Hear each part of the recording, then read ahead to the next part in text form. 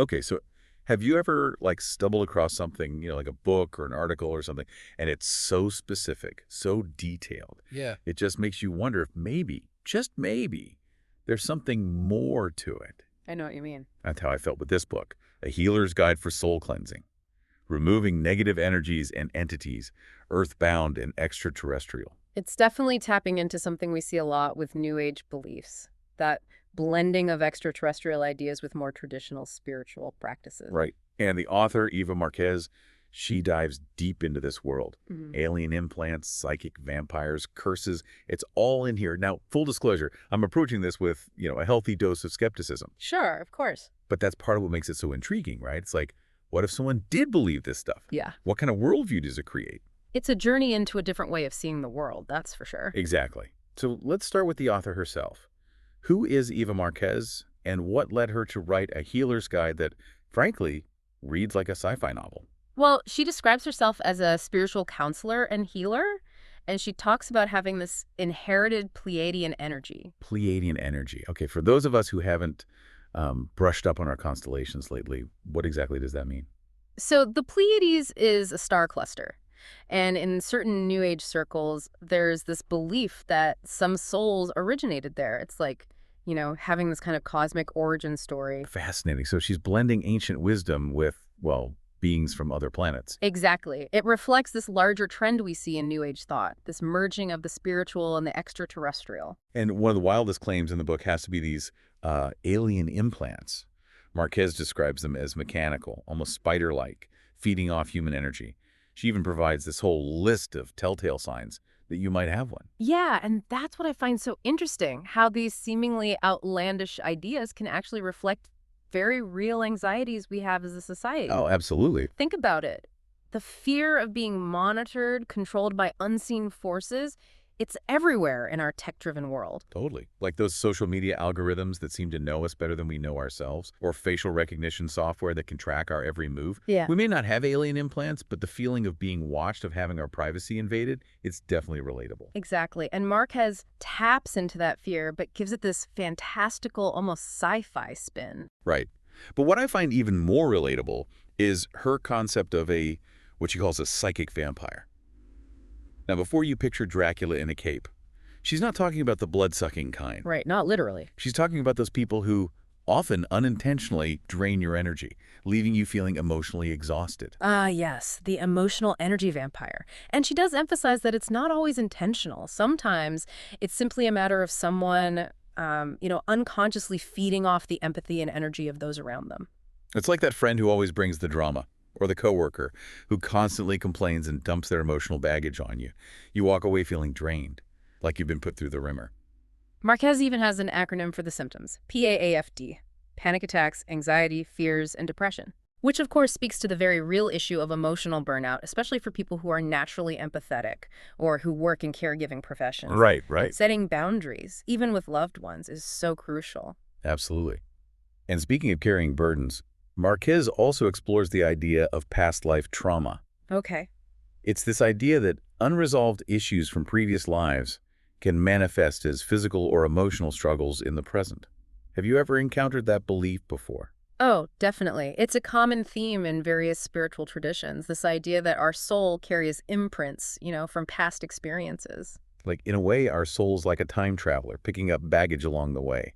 And if we don't unpack and deal with that baggage, it weighs us down. Exactly. And what's fascinating about Marquez's approach is that she frames it not so much within, literal history, but within this framework of personal growth. So it's less about dwelling on the specifics of who we were in a past life and more about healing the emotional patterns that are still affecting us today.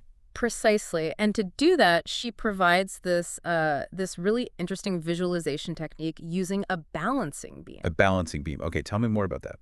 So in her view, you imagine yourself standing on this beam, and as you walk along it, you access different points in your soul's journey. And at each point, you identify any emotional resonance, any lingering pain or trauma that needs to be addressed and released. It's like a metaphorical journey through your soul's history, identifying those moments that are still holding you back. I love that. Speaking of things that hold us back, Marquez also has a lot to say about curses and ill wishes. It's like stepping into a whole other realm of belief, right? It really is. It's like stepping into a world where words have power, where intentions can have a real impact, you know? Right. And Marquez takes it seriously. She says that curses are real, a form of directed negative energy that can have a real impact on your life. Like sending a psychic grenade at someone, hoping to disrupt their energy field and just, like, cause chaos. And it's interesting how she connects this idea of curses to the spleen meridian in traditional Chinese medicine. Okay, hold on. Back up a bit. For those of us who aren't familiar with traditional Chinese medicine, what exactly is the spleen meridian and why is it important in this context? That's a great question, and it speaks to how Marquez blends all these different traditions. So, in traditional Chinese medicine, meridians are these energy pathways that run throughout the body. The spleen meridian, in particular, is associated with digestion and assimilation, not just of food, but also of emotions and experiences. So it's like the energetic pathway for processing not just what we eat, but also what we think and feel. Exactly. And Marquez believes that a curse can disrupt the flow of energy in this meridian, leading to all sorts of problems: physical symptoms, weakened immunity, even serious illness. Wow. It makes you think twice about holding on to anger or resentment, doesn't it? Yeah, Like maybe you're not just hurting the other person, but also harming yourself in the process. right. And that ties into a bigger theme in the book: personal responsibility. Even though Marquez believes in these external forces like curses and negative entities, she also emphasizes that we have the power to cleanse our energy, to break free from those influences. Yeah, it's empowering in a way. It is. It's like she's saying, yes, there are forces out there that can mess with you, but you're not powerless. You have tools at your disposal to protect yourself, to heal yourself. Exactly. And those tools range from visualizations and affirmations to working with crystals and energy healing techniques. She offers a whole toolbox for what she calls spiritual hygiene. It's interesting, even if someone doesn't like buy into the whole curse thing, literally, I think we've all encountered situations where someone's negative energy, their bitterness or anger, has actually seemed to impact us on some level, you know? Oh, absolutely. It speaks to the power of belief. Whether or not there's a literal curse at play, if you believe you're cursed, it can manifest in your life. Through self-sabotage, negative self-talk, even attracting more negativity, it becomes a self-fulfilling prophecy. It's almost like Marquez is taking these ancient fears and anxieties, fears of being cursed, of being possessed by, negative entities, and giving us a modern framework, a set of tools for dealing with them. Exactly. And that's what I find so fascinating about exploring these beliefs. Even if we approach them with skepticism, they can still offer insights into the human psyche, into our deep-seated fears and desires. Totally. And one thing that really struck me about this book is how vivid and specific Marquez's descriptions are. It's not just vague advice like, imagine a white light. She walks you through these elaborate scenarios like standing on a balancing beam to access your past lives, or picturing a gray loom being dissolved by your soul light. It's almost like she's guiding you through a movie in your mind. It's very visual, very cinematic, and it makes me think about the power of visualization in general.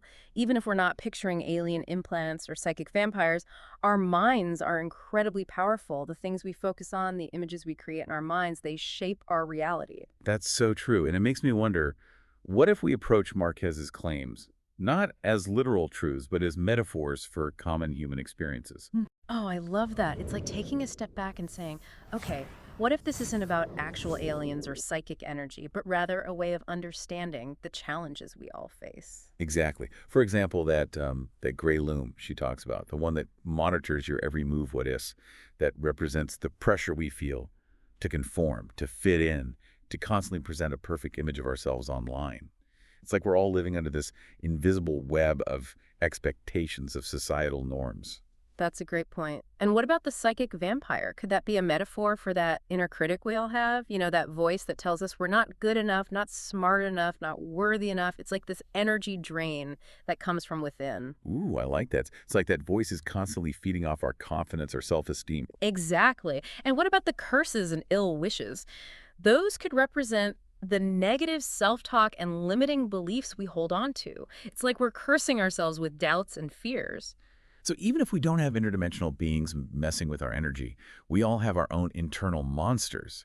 to contend with those voices of self-doubt, those negative thought patterns, those limiting beliefs that hold us back. Right, exactly. Like Marquez is giving us a new language, a new set of metaphors for understanding those internal struggles. And what's even more interesting is that by giving those struggles a name, by externalizing them in a way, it might actually make them easier to deal with. It's like saying, okay, this isn't just me being weak or flawed. This is an external force that I can learn to protect myself from. It's like taking back your power, right? Instead of being a victim of these forces, whether they're real or imagined, you become an active participant in your own healing, your own growth. Exactly. And that ties back to Marquez's emphasis on personal responsibility. She provides these elaborate techniques for cleansing your energy, for banishing negative entities, but at their core, they're all about empowering the individual to take control of their own life, their own well-being. It's about recognizing that while we might not be able to control everything that happens to us, we can control how we respond, how we choose to perceive those experiences. And that's a powerful message, regardless of whether we believe in the literal existence of alien implants or psychic vampires. Absolutely. So we've talked about the gray loom, the psychic vampire, the curses, but Marquez doesn't stop there. She also introduces this idea of a galactic team, which is basically like having a group of spirit guides looking out for you from the cosmos. Have you ever heard of anything like that? Oh, yeah, definitely. It's a pretty common idea in New Age and spiritual circles. It's like having your own personal cheering section in the cosmos. Exactly. And Marquez believes these galactic team members are souls who have lived many lifetimes, gained wisdom and knowledge, and are now dedicated to helping others on their spiritual journey. They might be ascended masters, spiritual teachers from other realms, or even people who have passed on and are now acting as guides from the other side. It's interesting because even if someone's not into the whole extraterrestrial angle, the idea of having a support system, a group of people rooting for you, is universally appealing. We all need that sense of belonging, that feeling that we're not alone in this crazy journey called life. Yeah, absolutely. And I think that's one of the things that it's a basic human need for sure. And Marquez taps into that need with this idea of a galactic team, this cosmic support system that's always there for us, even if we can't see it. It's almost like she's taking this ancient concept of guardian angels and giving it a modern extraterrestrial twist. Exactly. And, whether or not you believe in literal spirit guides or galactic teams, I think there's something to be said for cultivating that sense of support in your own life. Surrounding yourself with people who believe in you, who encourage you to be your best self. That's incredibly powerful. It's like building your own personal galactic team right here on Earth. Exactly. And that's something we can all do regardless of our spiritual beliefs. It's about recognizing the power of connection, of community, of surrounding yourself with people who lift you up and support your growth. So, as we wrap up our deep dive into Eva Marquez's Healer's Guide, it seems like we've uncovered a lot more than just New Age beliefs about alien implants and psychic vampires. We've explored the idea of past life trauma and how to heal from it, the very real ways that negative energy can impact us, and how we can protect ourselves. We even touched upon the idea of having a cosmic support system looking out for us. It's been quite a journey, and it makes you wonder what other hidden depths are waiting to be explored, what other seemingly outlandish ideas might hold unexpected insights into the human experience. It really has. It's like Marquez is giving us a new language, a new set of metaphors to understand ourselves and the world around us. So, to our listeners, we'd love to hear your thoughts. Have you encountered similar ideas in your own explorations?